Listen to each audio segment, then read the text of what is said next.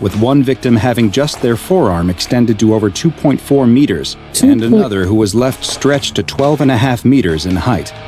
Despite the— Bro, they gave him the gum power.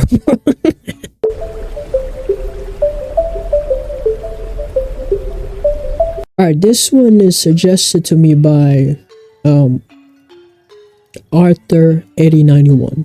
Told me to watch this or try to watch this. This one's SCP-783. Right? Who by— I don't remember who is this. Dr. Bob, I think. Yeah. SCP-783, There Was a Crooked Man by Dr. Bob. Alright, let's watch it. A kindly-looking old woman is carrying groceries into her home. When she closes the door, a crack forms in the wall, and a tile slides down off her roof, crashing to the ground and shattering. The next day, the local builder seems confused. He just fixed a similar problem a week ago at another house, and another the week before that. He'll patch this crack just like he did before and repair the roof, but as he does so, he can't help but think he'll be at another house with the same problem soon. SCP that cracks houses. Old people are like this sometimes, though, breaking things on purpose to get someone to come visit them. Oh well, as long as the money is right, he'll keep doing the repairs. That evening, the old woman is in bed when she's woken up by something falling onto her face. A crack is opened in the ceiling right above her bed, and plaster is falling on her. What is happening to this house? She would have to call the builder again in the morning and let him know that it was getting worse. She gets up to clean the plaster dust off her face, but stops halfway to the door. Was that a noise she heard? It sounded like it was coming from downstairs. Another noise. She definitely heard something. Is someone in her home? Hello? She cries out. Whoever you are, you better go. My husband is going to be home any moment, and he won't be happy. The noises seem to have stopped. Maybe she was imagining things. The Who crooked would man. rob a poor old woman, after all?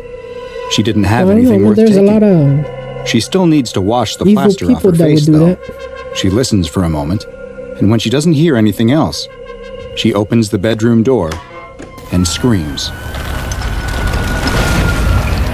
Ooh. The next day, a child stands in front of the house with a look of shock. Was there an earthquake? How could a house end up like this? They ring the doorbell, but there's no answer. They knock on the door and are surprised to find that the door is open. Grandma? The child cries into the quiet house. No response. The child enters and looks around. The house is a mess.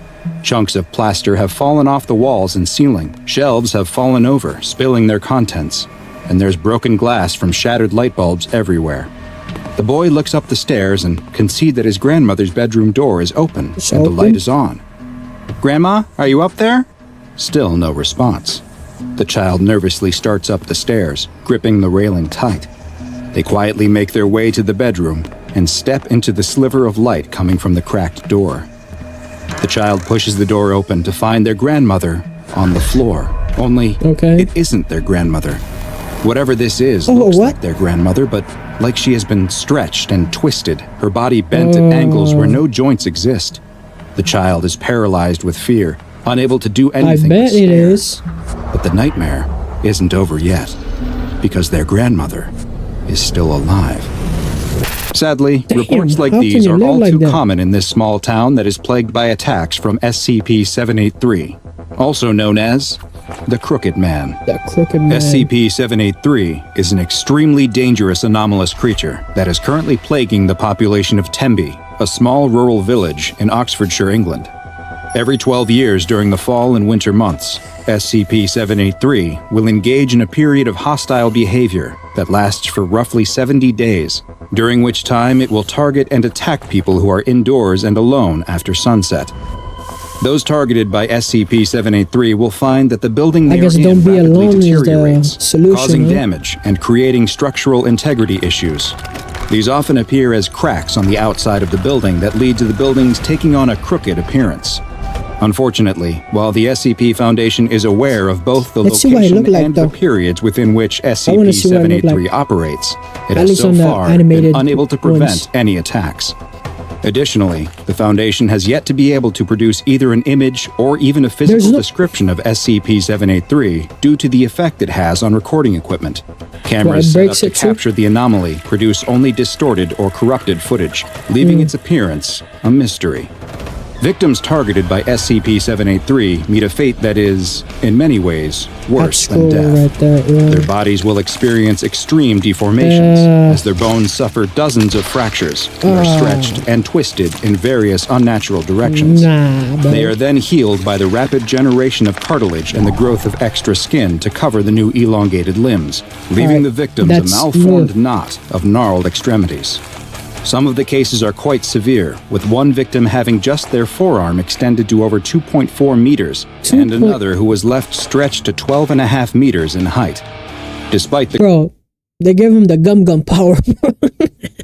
gruesome injuries suffered, the majority of victims are still alive following the attacks, though they will more often than not be left completely paralyzed, in a persistent vegetative state, or both. 27 victims of SCP-783 are currently being held in a long-term care facility within a wing of a local hospital that was requisitioned by the Foundation specifically for the care and treatment of 783 victims.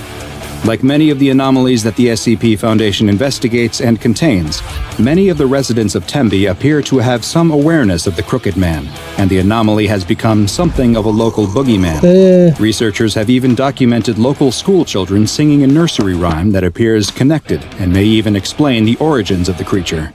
It goes, "There lived a crooked man who made a crooked deal. He kept a crooked cane and his catch in crooked creel. He stole a crooked child who cried a crooked squeal, and that crooked little man was broken on the wheel."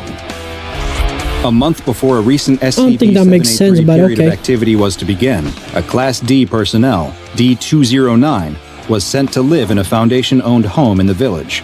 Audio and video recording equipment was set up throughout the house in case the D-Class was targeted, in the hopes that some information could be gleaned should something take place. 43 days after he began living in the house, something finally did. One evening while in bed reading a book, D-209 heard noises on the ground floor of the home. Cameras on the first floor experienced corruption and showed only a distortion moving through the house. When D-209 attempted to leave the bedroom and escape the home, they immediately encountered SCP-783. During a period of time that lasted roughly 5 hours, their bones were broken numerous times and reset over and over, leaving D-209 a twisted mass of flesh and bone. 5 hours? Strangely, at the exact same time that D-209 was being attacked, all 27 of the living prior SCP-783 victims in the hospital experienced violent seizures, despite most of them having been declared functionally brain dead and the rest being totally paralyzed. Also concurrent with the attack was a seismic event on the outskirts of town, and the details revealed by this event were both illuminating and extremely disturbing. Foundation personnel were dispatched to the site of the seismic activity to investigate and determine if it was connected to SCP-783 in any way. There, they found a small group of angry townspeople, perhaps frustrated by seemingly unending paranormal events in their town and the lack of progress that had been made to stop them. After a tense standoff, SCP Agent Collins fired her service weapon into the air, and the crowd quickly scattered. Now, free of distraction, the agents could begin their investigation in earnest. They immediately spotted several objects sticking out of the earth. Upon closer inspection, these were identified as elongated human toes. A dig team was sent to the site, and by the next day, a mass grave had been uncovered that was filled with a twisted mass of what appeared to be victims of SCP-783. There's so many of them, bro. Their mutated and drawn-out bodies were well preserved despite being buried directly in the ground. I mean, they're still alive, right? Head down, with their arms extending deeper into the burial pit. Yeah, that one's As one researcher was attempting to take a tissue sample from one of the bodies, the ground beneath him gave way and he fell into the pit. Of course. He landed on the tangled mass of limbs which shifted under his weight, and he disappeared into the pit beneath them. Agent Collins immediately found a length of rope, tied it to her waist, and climbed into the pit with instructions to the on-site team to pull her back up when she signaled. Agent Collins descended into the pit beneath the bodies, and after several minutes, she was extracted, though without the missing researcher. At debriefing, she described how she found an anomalous location under the ground beneath 783's victims' corpses, and she was so rattled by what she saw that she was granted a temporary leave of absence. The Foundation had to know more, and a D-Class personnel was quickly selected for exploration of the underground anomaly. D-2172 was equipped with audio and video recording equipment, along with several scientific measurement tools, as well as a firearm, and was lowered down into the pit via crane. Is Their that like wired a tether to the surface would both send the a information gate they to collected something? back, as well as serve as their Yeah, but lifeline to the surface. As D-2172 was lowered past the mass of Yeah. corpses into the darkness, they Oh. experienced a sense of vertigo before it was realized that the anomalous effects extended to gravity as well, which had become reversed, and that they would need to start climbing up in order to descend further into the pit. They soon climbed out of the hole surrounded by the reaching, extended arms of corpses and emerged into an open world with I an bet that overcast thing sky. stank, It bro. looked exactly like the town of Tembe, with the same buildings present there as in our world. Bro, The world it's a appeared to be different uninhabited, dimension. though, with no sign of the missing SCP Foundation researcher. D-2172 began investigating the buildings and found them all to be empty as well, though they did unfortunately find signs of a struggle in one house, with what looked to be SCP, evidence of the missing researcher's demise. They continued exploring the area and found that the anomalous properties of the location extended to its borders too. And as the D-Class walked north out of the town, after several kilometers, they found that they were now somehow back at the southern edge of the town. D-2172 was ordered to return to the entry point, but as they walked, they were suddenly impeded by the deformed body of an SCP-783 Ew. victim that stretched across the road in front of them. D-2172 drew and fired their weapon at the entity, but it Is didn't it react, and they were forced to retreat into the nearby woods. After several minutes, they stopped to rest when they spotted something else.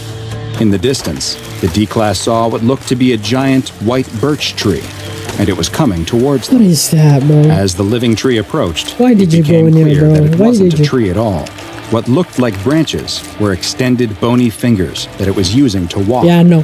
The long branch-like fingers were coming out of the top Nope, of the nope, tree, nope. where D-2172 could see their origin. These branches Oh my were the God, that elongated thing's nasty. fingers of the missing SCP Foundation researcher. Mm. D-2172 turned to run as the giant living tree chased them back Yep, into the get town, out of there, bro. firing their weapon at the creature whenever they had the chance, but was unable to stop it. The visual feed was soon lost as the Over. audio continued to broadcast the screams of D-2172. But this wasn't the end of the expedition. The on-site team was surprised to witness after several hours that the tether was pulled on twice, the signal that it should be reeled in. A medical team was sent to the site, since it was assumed that D-2172 would need immediate care, and the team began reeling in the line. After several minutes, they spotted the harness that should have been strapped to D-2172, but with nothing in it. They continued to pull, but the harness became stuck on the mass of corpses in the pit. They then noticed that it wasn't actually stuck. There was a hand There's a holding hand? onto the harness for dear life. It was Did it- They got him, D-2172's huh? hand. The team kept pulling as D-2172's arm kept stretching out of the pit Yep, to a they got length him. of over 3 meters. But Damn. eventually, the resistance became too much. D-2172 lost its grip, It let and it go. was seen sinking back into the mass of corpses inside the pit. Following this done. expedition, it was determined that only special operations teams and mobile task forces would be used to explore the dangerous What are you anomalous talking about, bro? location Just in the bury future. that thing, bro. At least 3 such expeditions have been undertaken. Leave that thing but alone. The details remain classified for the time being, and perhaps it is for the best if they remain so. The SCP Foundation will continue to monitor the town of Tembe in an attempt to learn more about SCP-783 and hopefully discover a means to contain it and its related phenomena. Just Due evacuate to the difficulty everybody, in man. containing the anomaly, it has been classified as Keter, and a local building adjacent to the Tembe Hospital has been requisitioned and designated as Provisional Site 5 in order to accommodate the increased Foundation presence. As the SCP Foundation continues to research this mysterious and highly dangerous anomaly, any victims of SCP-783 are to be retrieved, their injuries cataloged, and then their bodies are to be incinerated. Incinerated. Now go and watch another entry from the files of Dr. All right, I don't think they should label this one as Keter. I feel like I don't know if the crooked man can leave the little town or stuff, But why don't you just, I don't know, move everybody from that town, you know, evacuate everybody, seal the whole town off, and you know, it's contained. I don't think this one's a catter, but if it can leave the town and stuff like that, yeah, maybe I see it as a catter. But this one's easily, you can contain this thing easily, you know. But yeah, that was the SCP-783. There was a Crooked Man by Dr. Bob. All right.